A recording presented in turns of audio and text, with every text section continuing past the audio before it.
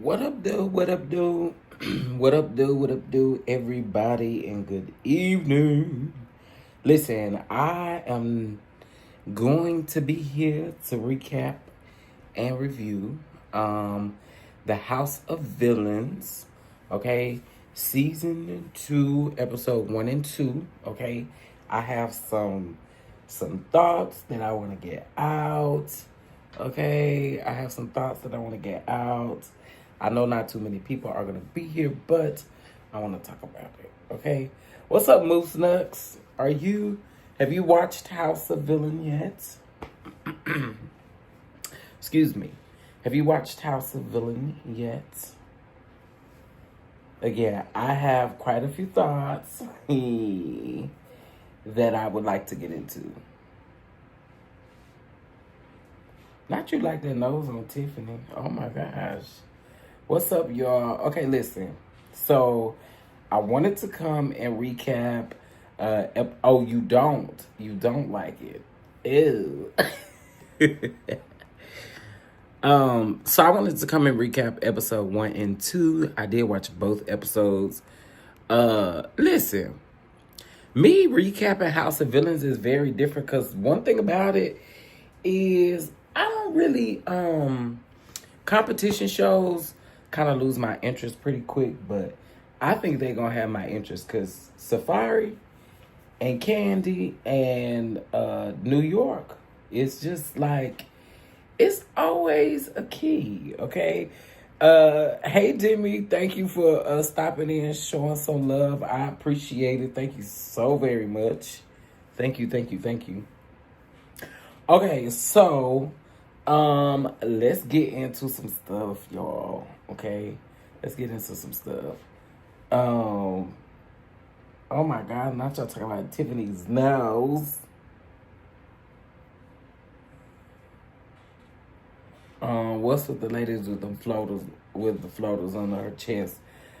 Well, we're gonna talk about where she ended up at, girl, because baby, she was tripping.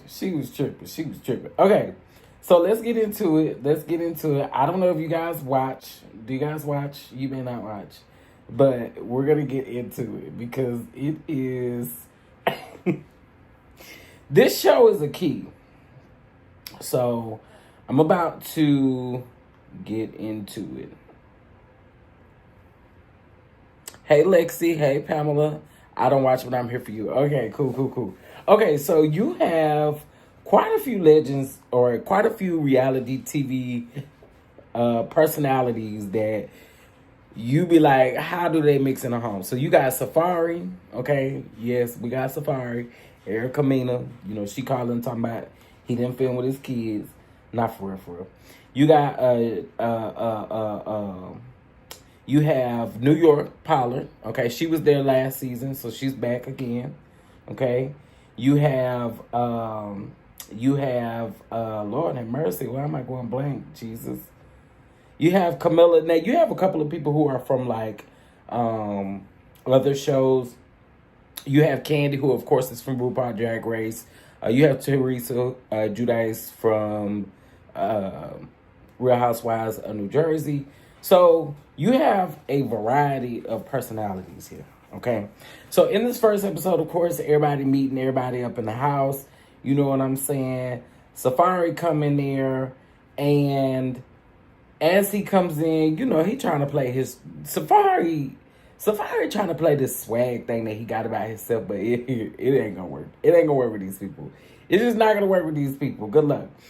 So, Tiffany comes in the house, and as Tiffany comes in the house, child, y'all know Tiffany gotta be extra. You know she gotta be extra. So she comes in, and because she is on the second season and she was on the first season, she made a connection with one of the rooms, right? And so originally there were 2 other cast members, and Teresa and then someone else that was in the room. Well, she already started the strategy, right? She already picking up that she need to make good with Teresa in order to be in that room with Teresa. Okay. Now, as she's thinking about it, she's being strategic, but she didn't approach Teresa with that. She approaches Teresa with the line that I'm sure everybody has seen on the blogs. But she was like, she was like, she was like, I feel like I could come to you because I've always respected your hairline on television. Like New York, like who, like girl, this is why she is the queen of reality TV, okay? She is the queen of reality TV. So anyway, you have the host, who is Joel. He gathers a group of 10 reality stars, all right, for season 2. And y'all, Monica Garcia is narrating. Monica Garcia was on last season of The Real Housewives of Salt Lake City. And I guess that she didn't come back now because this show comes on E. So E and Bravo, you know, they're all under NBC Universal. So, anyway, let's get into it, okay? So you have Teresa from The Real Housewives of New Jersey. She was the first villain to arrive at the house, okay? Now, she wouldn't have it no other way. In her introduction, she said that she doesn't even consider herself a villain, okay? That's what she says. She just says that she considers herself a loud Italian, okay? Side note, Teresa, girl, everywhere you go, first of all,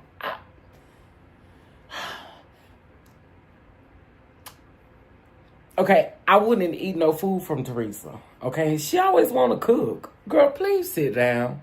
Please sit down. Please sit down. I wouldn't want to eat her food. She give me like a Wanda tease. I don't know. I'm sorry. When I saw her on Girls Trip where she was putting her hands all up in the food and stuff like that, I was done with it. I was like, Teresa, I won't want to eat nothing from you. But every time you go somewhere, you want to cook. Sit your ass down somewhere. Don't run with your food, girl. Anyway. Okay, so then you have Richard Hatcher, who is the original winner of Survivor. All right. Teresa had no idea who that was, but you know they quickly bonded over the fact that they both been in prison for tax evasion. Okay. Now they sitting around over there comparing each other's story because they both done been to prison for tax evasion. Okay. Now the two villains get now comes in Safari. Okay. And then we have Camilla from Bad Girls Club, okay? And then you have Teresa, who has no idea who these people are. However, Safari is, what's up, baby girl, 1981? However, Safari knows who Teresa is. Then you have the professional wrestler and Big Brother alum, Jesse Gordas. He is the guy with the big muscles, up at the top, second from the right.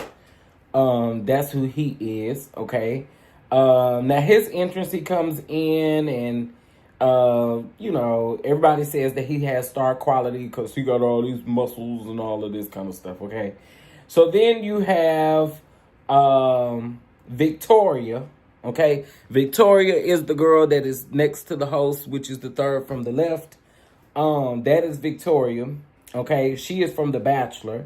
Then you have Larissa. Larissa is the girl with the big chest. Okay, that's who Larissa is. She is from 90 Day Fiance. And she said that she upgraded her boobs. She done had plenty of BBLs. She said she done got all of the work done. Okay, she has been arrested several times for domestic violence. And no shade, no TE. I'm gonna jump ahead. She actually get put off the show, and I'm glad she get put off the show. No shade, no tea, but I don't understand nothing she's saying in neither of the episodes. And I watched both of them twice, and I just can't. I can't. I just cannot. I cannot. So anyway, she's been arrested a couple of times. All right, and so then you have two more villains. You have Wes. He's from The Challenge. He arrives, all right? And then you have Tiffany New York Pollard, who comes in and she makes the biggest entry, honey, as she comes in. She comes in and she lets them know, well, they're all excited to see her, but she lets them know she is the HBIC, okay? Now, let me tell you something. I wouldn't want New York on my team or nothing like that because the girl have been on the show before, so she knows how the show dynamic goes. However, I know that there are different games that they play. But anyway, let's keep going. So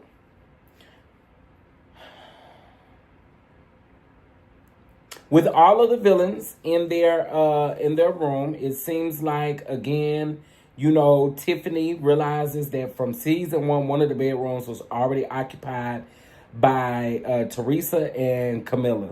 Camilla, again, is the one at the top on the far right. She was on Bad Girls Club. But back in her heyday, this type of situation would end up with someone's mattress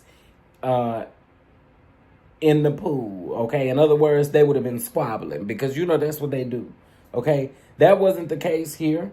When New York asked her to trade bedrooms, Camilla decided to use it as an opportunity for strategy, okay? Which is probably smart, right? However, she'll trade rooms if New York saves her. If and when the time comes. New York agreed. I don't know why she agreed, but she did. Well, actually, I do. She was being strategic. But will she stick with him? Okay? Will she stick with her agreement that she has made? And I'm here to tell y'all I doubt it. For the first battle, okay, Joel got the villains into orange prison jumpsuits. It's familiar territory to two of them, okay? Teresa and oh boy, because that's how they connected with each other, was based off of the fact that they had both been to prison for tax evasion, okay?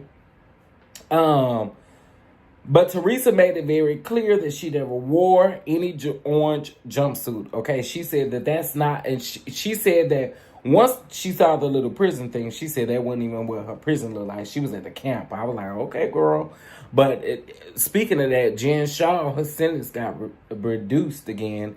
And I did see that she also at a federal prison camp in Bryan, Texas, okay? And I guess the camps is better. You know what I'm saying? I don't know. I guess the camps are less, you know, I don't know. But anyway.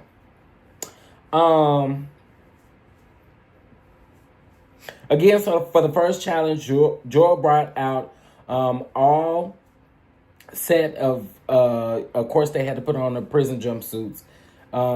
And basically, they have to go through the wall. They have to figure out a strategy to go through the wall. Like, one is you have to scrape until you find the key to get you through the wall. You have to escape from the prison cells.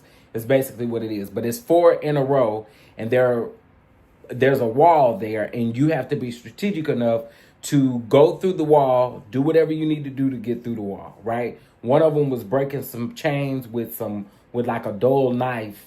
You had to break the lock on a chain. One of them was like you had to use a fork to scrape in like the door thing, and then once you scrape in the door thing, then you grab the key, and that's how you unlock to go to the other side. The other one is you had to kick through the sheetrock. You had to unscrew all of the, you know how like a filter, and then it's covered up by a little rail or whatever you call those things, like a guard. Okay, so you had to unscrew that, and then once you unscrew it, you have to kick through and get through the sheetrock and all that kind of stuff right there. That's how you got to get out of there, right? But if you pull the FU lever, you got immunity, okay? But then your team got to pause for 60 seconds. Your team literally got to pause for 60 seconds, okay? So that would kind of piss me off that you would do that, right? But it's smart on your end because you get the immunity, which means that you ain't going to get kicked off the show because you have immunity. But your goal is to not betray your team, right? You're not supposed to betray your team. So, anyway, hopefully I explained that right to you guys. But anyway, now, they get into it. The villains get split into two teams, and the goal was to break through a series of prison cells. The first team to get everyone out of their cell wins, okay? Now, inside each cell was an FU lever. At any time, someone could pull the lever and earn guaranteed safety. Again, immunity, right? But it will also cost their team a 60-second penalty. Now, surely y'all don't want to do that because again, if you do it, it won't be good. So here we go. The teams are the black team. You got Mr. Pex. You got New York, Richard, Camila, and Victoria. And then on the white team, you have everybody else, which is Safari and all them other people. Okay, so the black team ended up winning, okay, which is Safari, okay? Now, they all decided that Safari would be the supervillain, okay, of the week. Now, he got the power, okay? But with great power comes great responsibilities. Not only does he win a fun outing with two other players of his choice, he also has to put 3 people up on the hit list, okay? Now, Safari swore to his teammates that he wouldn't put them on the chopping block. But they can't trust Safari. It's Safari we talking about. They should not be trusting no doggone Safari, okay? Because Safari is the ultimate villain. What's up, Sweet Pea? Again, I don't know if y'all watching this show. I love this show. I find it very interesting. I watched season 1 and I thought it was good. And I said to myself I was going to review season 2. So that's why I'm here, y'all. All right. So then Safari's supervillain prize, he picked the 2 other straight dudes, okay? They made sure they let you know that. Jesse and Wes to go out on the supervillain lunch date.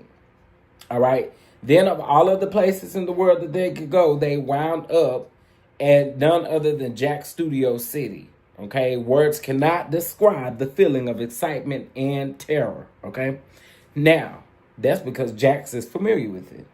Now, the bros went inside, ordered their drinks, and then who comes around the corner? None other than Jax Taylor, the first eliminated player from season 1 of House of Villains.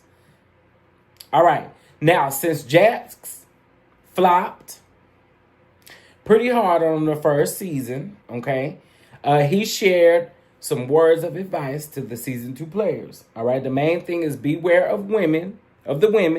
Okay, because you know women are very strategic, honey. Women are very strategic. He said the ladies of season 1 were the scariest women that he have ever encountered. Clearly, he is still traumatized from his encounter with doggone New York. Yes, Lexi, he did. He cried like a little baby, huh? Okay, somebody watch it with me. I appreciate y'all for being here, though. Now, Jax had the clock back to finish his shift.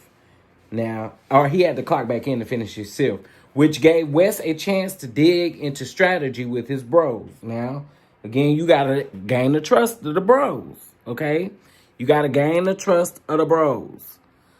All right, so he told them that they should put someone up as a pawn. Now, the Big Brother style. Because he from Big Brother, so he think the Big Brother strategy going to work over here with the House of the Villains. What's up, Nikki P? He think that the Big Brother is going to strategy is going to work over here with the House of Villains. But I see you. Now, he suggested putting Victoria on the chopping block and then using Candy and Larissa or Teresa as pawns. Ooh, now this is definitely about to get interesting. Now, Safari just sitting back and taking it all in because, again, you know, he the one calling the shots right now. He the villain for the week, all right? He looked out of his element, but it's hard to imagine him just sitting around and letting Wes boss him around. That's not Safari, and we all know that, okay? Now, Season 1, Omarosa got a serious roasting from New York. Now, we remember that. Now, she New York ate her down, okay? That went viral for all of the right reasons, okay? Oh my gosh. Oh my gosh. Larsa's voice. I don't be understanding. Do you understand what Larsa be saying? I do not understand what she be saying. I be so... Larissa. But you saying Larsa. Who is Larsa? I was thinking Larissa. Who is Larsa? Larsa Pippen? Is that what you're talking about? Please, y'all, hit the like button for your boy. Please, please, please. I greatly appreciate it. Okay, so, anyway, I thought you was talking about Larissa. Larissa is the lady with the big boobs. That's the one that I told you I could not understand anything she was saying. All right, so Omarosa got a serious roasting. Okay, it went viral. In season 2, Candy... Oh, that's who you was talking about, Larissa. Okay, got it. No, you good. I just thought maybe you was talking about Larsa Pippen or something like that.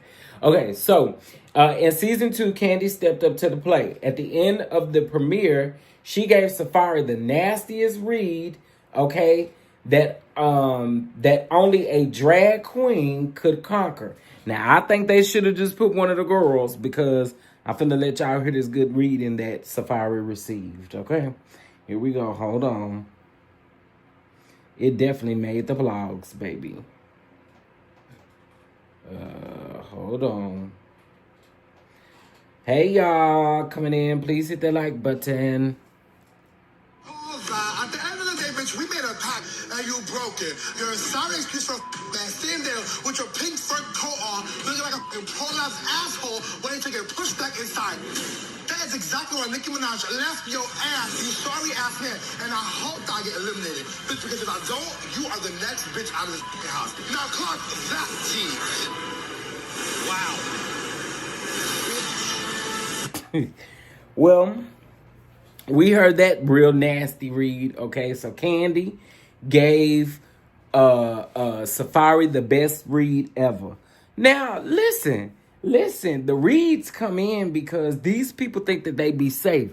Now, when I ended this episode, I said the interesting thing to me is that these people think that they are safe dealing with somebody like Safari. I would not trust him as far as I could see him.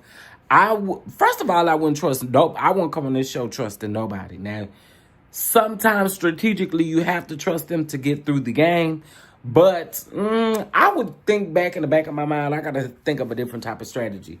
This is why I don't like being on shows like this because, no. If you're going to make me think, you're going to make me have a strategy, baby, I have to think that none of y'all are going to try to save me. Y'all going to, come on now. It's a competition show. What did Safari do? Safari turned his back. They had a pact to keep connected, to stay together. Like, all of them pretty much will sit with each other. They'll have like a one-on-one and come up with a pact, right? And the pact is you gotta... It's pretty much they're making pacts with each other, and they have to be strategic enough for their plan not to be exposed, all that good stuff. You see what I'm saying? So, okay... Now, I was getting ready to say that because in the second episode, he is flirting hard as hell with Tiffany. Okay? He is flirting hard as hell with Tiffany. Now, listen. Second episode, Larissa is gone. And I'm glad. Listen, I don't really care for what's her name either. Help me out. What's her name? Lord have mercy. What's her name? Victoria. I don't really do Victoria. She is definitely annoying for me. She thought flirting with Safari was going to get her far too. Ain't get her no damn well. Because he straight up threw that rose on the ground. Okay? I was like, that's what you get. You thought you could butter yourself up to Safari. Okay? Now...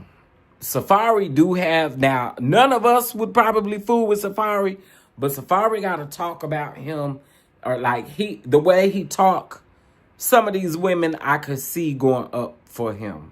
I'm just saying that it got to be the people that ain't really watch Love and Hip Hop. I don't know who he really is, y'all. We know who he is. We know who Safari is. But some of these people don't know who Safari is, so they don't know that he is a puppy. Okay, he's a dog. Okay? All right. So, Safari gave us theatrics and then a major plot twist. In a betrayal of a battle royale team, he nominated Larissa and Candy along with the target Victoria. Okay, Victoria saw this coming from a mile away, but Larissa and Candy were blindsided. Now, how could Safari just lie to them like that? Again, Safari only thinking about himself.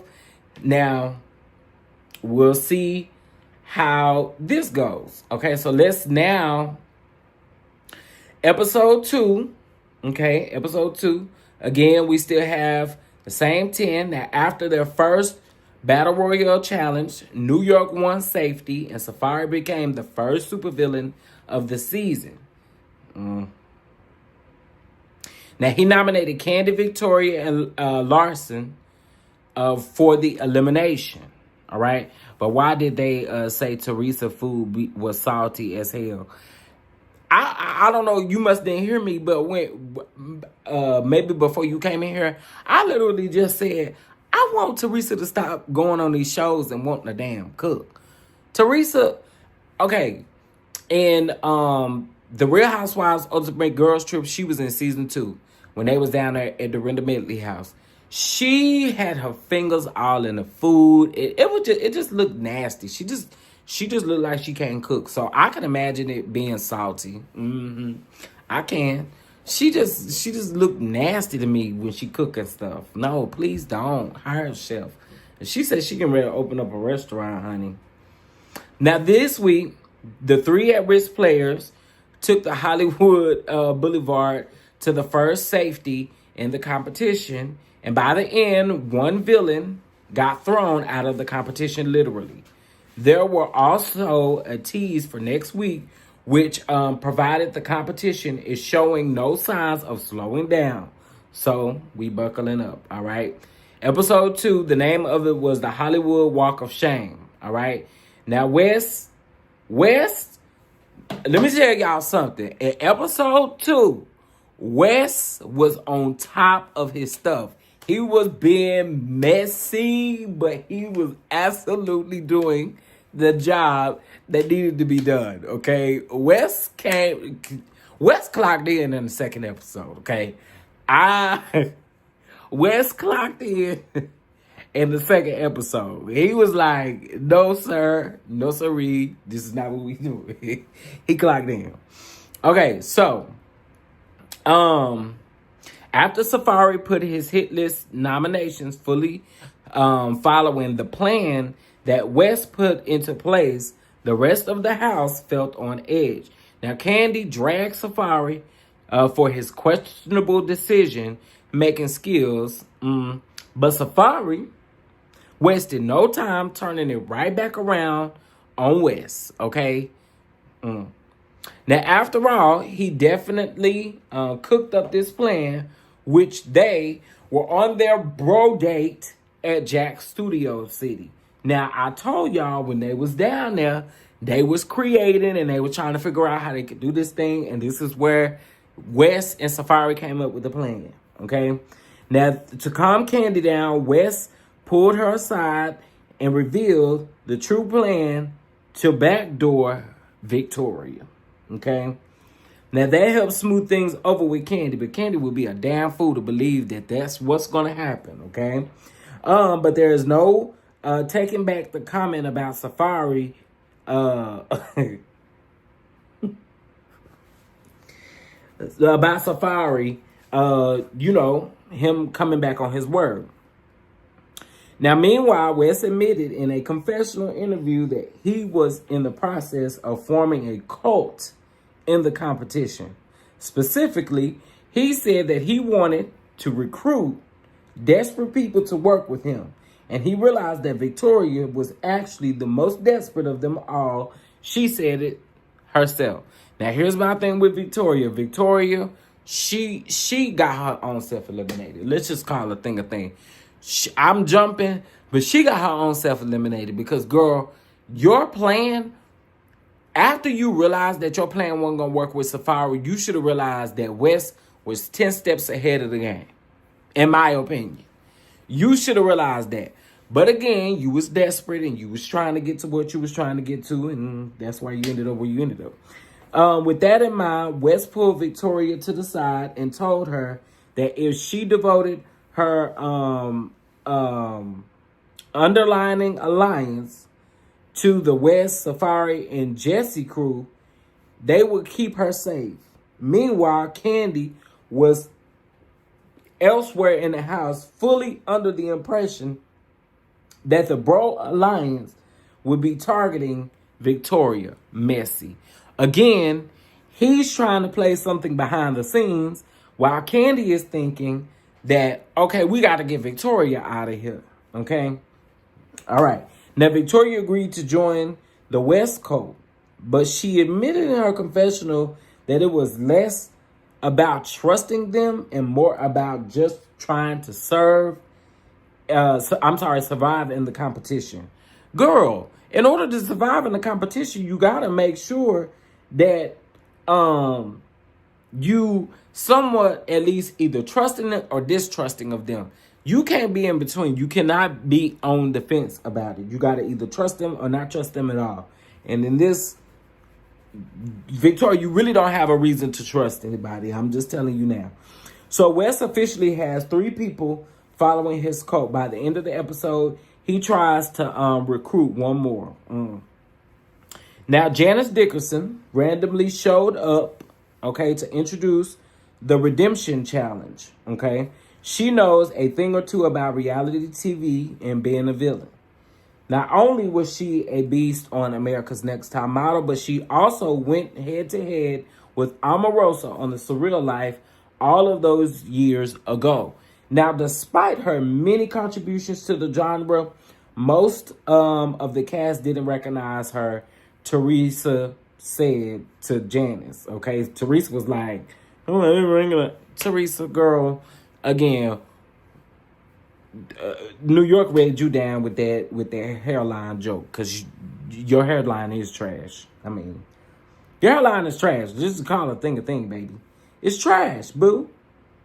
Okay, so the Redemption Challenge was called the Hollywood Walk of Shame, and Janice explained that each person would have to go out on the Hollywood Boulevard to gather signatures from all of the unsuspecting people. Now, y'all can only imagine what that's like, okay? Whoever gathered the most would be safe from elimination, okay? Now, again, pay attention to that, because, again, you're going out, you're asking a bunch of strangers for their signature, okay? And the person who comes back with the most signatures is safe from elimination, okay? Now, everyone had their own strategy for this challenge. Now, Candy said that she just wanted to drag it out. She ran into the bathroom without, slipped on a wig and slipped on a little dress, and she was on her way, okay? Now, if y'all don't know by now, Candy is the drag queen who is next to Teresa, okay? Now, Victoria said that her strategy was just to smile, hoping that her princessness, okay, her ways of calling herself a princess would charm people without leaving their signature. Girl. Now, meanwhile, Larissa had a wildly different strategy from the other villains. She said that she was going to lie her way through the challenge. She decided to tell people that she was collecting signatures from a social cause. Which social cause it is, no one knows. Okay? Now, once the villains got dropped off to the Hollywood Walk of Fame, they immediately had to start collecting signatures from all of the poor, unsuspecting people. As if Hollywood Boulevard isn't already chaotic enough. But anyway, here come 3 reality TV villains screaming at people trying to get them to sign their petitions. Okay, now you got to be strategic. You got to be strategic in the game in order to make it work. Now, you got to figure out what you want these people to sign, or otherwise they ain't gonna sign. Them people ain't just gonna sign something random. What you think this is? Walk up on me and say, sign something random. What is this? Okay, so immediately it became clear that Larissa was not going to win this. Her strategy did not work. Outside of a couple of 90 Day Fiancé fans, people passing by seemingly terrified to talk to her, okay? Now, Larissa is the big boob lady. You can't understand nothing she's saying no way, y'all. There's no shade, no tea. Now, the fact that she lied about collecting signatures for breast cancer also didn't help. Now, that's foolish, Larissa. That's foolish. Larissa, I'm going to drag you real quick because your ass know you wrong for that. Damn it. It is Breast Cancer Awareness Month. And you out here lying about some signatures about breast cancer. Now, you could have found something else to lie about. Okay? You could have found something else to lie about. You chose to use breast cancer, sitting up here with these big breasts that you got. And it's clearly, she said in the episode herself it was a BBL. So, ma'am, you are out of order for that. You are absolutely out of order for that. I didn't like that. I did not like that. You could have definitely found something else to come up with. That wasn't cool. But anyway, Victoria had a little bit more success, okay? She decided to just stand in one spot, and she realized that people would naturally gravitate toward her. Now, part of it was the smile, okay? But mainly, it had to do with the camera crew, okay? The people knew she was filming a TV show. Okay, ultimately, a candy strategy turned out to be the most effective. Obviously, everyone is going to come up to a drag queen. Then once they got close to her, most people was like, oh my gosh, Candy? Because they know her from RuPaul's Drag Race. It turned into the Candy meet and greet experience. People were quoting her and asking for selfies. So she won the redemption challenge easily because she pretty much took the power. Okay? Now, while Candy, Victoria, and Larissa were running and barking on Hollywood Boulevard, some of the villains were back at home cooking up another strategy. Well, some of them were. Most of them were taking naps. But Wes used the free time to try to expand his cult. His next target was Camilla. I'm telling you, Wes ate this episode because he really was determined. Yeah, she's not a clean cook, Sweet Pea, at all. I was wondering why in the hell was she go somewhere she want to cook.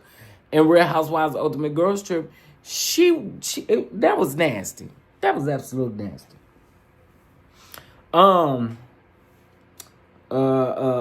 But again, I feel like Wes is being extremely smart. He was extremely smart this episode. Now, meanwhile, Teresa said that her strategy was to cook for the rest of the villains, okay? After all, she is a world-renowned cookbook author, okay?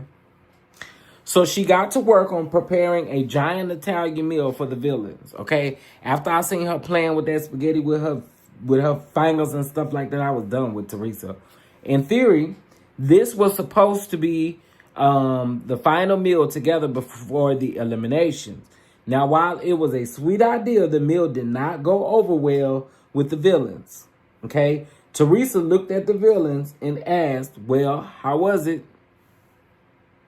Okay, here's where it get interesting. They hit her back with an awkward silence. Now, Mr. Pex eventually admitted that it was a little too salty for his taste, baby. You had dropped the salt off up in the food, and they weren't having it.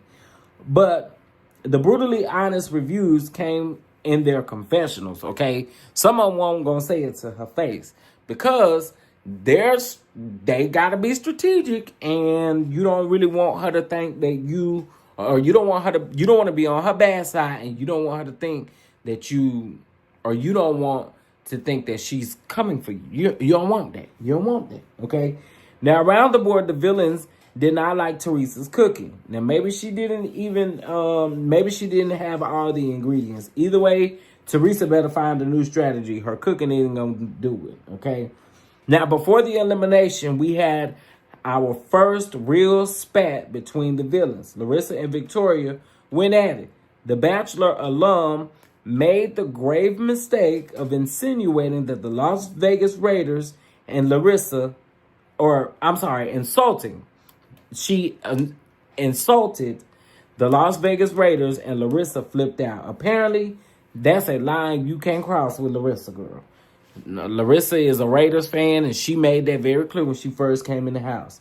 Now, the tension between the at-risk villains spilled over into the stronghold. Now, when they had their opportunity to make the final pleas to stay in the game, Larissa used it as an opportunity to drag Victoria all over again. Was that enough to convince the other villains to keep her in the house? Hell no. Now, Joelle tallied the votes from the villains, because the villains get the vote who should be on the chopping block. Now, with a vote of 5-2, Larissa became the first villain eliminated from the competition. Now, with the flip of a switch from her chair, she got flung back into the walls of the stronghold. Goodbye, Larissa. We're glad your ass is gone, because we ain't understand shit you saying no way, girl. And that was the end of episode 2, okay? Episode 3 gonna get juicy, and the reads is gonna read, okay? Listen, y'all, I like this show. I really do. I like this show. It's something different. It's something I enjoy watching other people do. I can't do it, but I like watching other people do it. Like, I like traders and stuff. So this one is it for me. I have my predictions of who I think is going to be next. I don't know. Wes is giving me that he's extremely strategic, so I feel like he's going to stick with the game for quite some time. I feel like New York is going to stick with the game quite some time. I feel like Candy going to allow Candy to get in the way, and she ain't going to make it long. I feel like Safari is going to make it far, okay? I do feel like Camilla, I feel like she going to get trapped up. She going to be gone soon. I actually feel like everybody on the right-hand side is going to be gone soon. Well, besides Wes. But everybody else, they're going to be gone soon. They're going to be gone soon. Because, Teresa may stay too, because Teresa got a lot of villainous ways about herself too. So, anyway, y'all, I really like this show. So, I just wanted to come and review it. So, next week we got episode 3. I'll be recapping and reviewing and try to stay very consistent with this. Because, again, I do like the show. It's something different and something for me to enjoy. All right. Baby girl 1981, thank you so much for your catch app. I greatly appreciate it. I greatly appreciate it. Okay. With that being said, guys, I will be sure to catch you guys in the next episode as far as episode 3 goes. And I think if I'm not mistaken, I think they have 10 episodes. Maybe it's 8. I'll say 8 to 10. So we'll see. All right. Again, thank y'all for being here. I'm glad I made this under an hour, and I will catch you guys next week. Peace.